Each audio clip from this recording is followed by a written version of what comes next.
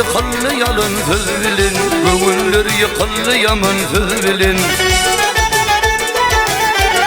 Bir söz için do'tur gitti oňuşman, bir söz için yardır gitti oňuşman. Bir söz için do'tur gitti oňuşman, bir söz için yardır gitti oňuşman.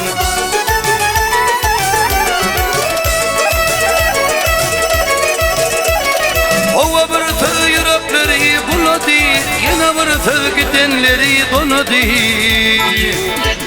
Son sözü ananman oğlu ağırdı, yamanı ananıp kıydı yağırdı. Son sözü ananman oğlu ağırdı, yamanı ananıp kıydı yağırdı.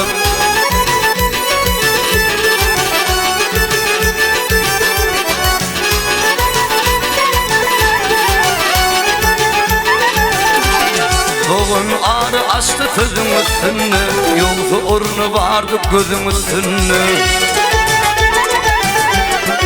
Acı sözlerden beladı kutulluk, tiyci sözlerden beladın kutulluk, tiyci sözlerden beladın kutulluk, acı sözler bekli yerdi utulluk.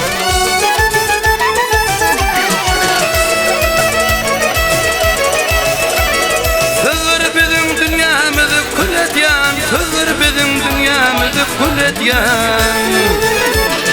Tiyci de inne gitsin ağırlar, kulluklarda orun tapsın varlar. Tiyci de inne gitsin ağırlar, kulluklarda orun tapsın varlar.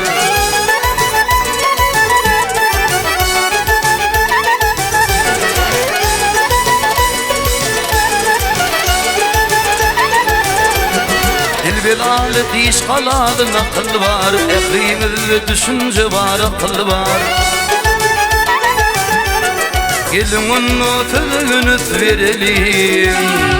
Oğlunlar var, 2, 3, hani kim masar ya görelim.